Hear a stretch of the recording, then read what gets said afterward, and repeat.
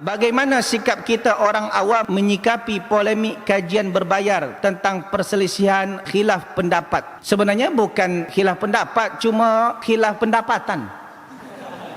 Tak ada pendapat pun. Polemik masalah kajian berbayar, tengok dulu bayaran untuk apa. Kalau untuk memperkaya ustaznya, memperkaya panitia, baru salah. Tapi kalau memang untuk keperluan operasional, tak ada masalah. Bukankah kajian itu pun ada operasional? Tambah lagi kalau sempat dia buat kajian di suatu tempat, dan tempat itu pun disewa, belum nanti ada breakfast, belum ada lunch, belum ada dinner. Siapa yang nak cover ni semua? Takkan kita mengemis meminta di tengah jalan? Ini tak boleh menjadi pengemis. Maka dikeluarkan duit daripada peserta. Benefitnya untuk mereka semuanya, kecuali dikumpulkan banyak-banyak, semuanya simpan dalam poket panitia. Itu baru salah. Tapi kalau untuk operasional, tak ada masa sama dengan sekolah, dengan ma'had, pesantren, kan semuanya ada berbayar kan? Sekolah bayar tak? Bayar. Untuk apa? Untuk gaji guru, untuk building, kemudian untuk elektrik, semuanya berbayar. Tapi kenapa yang ini dipertikaikan, yang itu tak dipertikaikan? Kadang-kadang ustaz yang buat kajian berbayar, di masa yang sama dia buat kajian free, itu pun tak nak datang. Buat kajian berbayar itu dipertikaikan, kajian free tak nak datang, seolah-olah macam rajin sangat nak belajar. Ini kajian ni free ni, tontonlah. Kenapa pertikaikan sangat? Okey, jadi bukan beza pendapat, tapi beza pendapatan. Allah Ta'ala.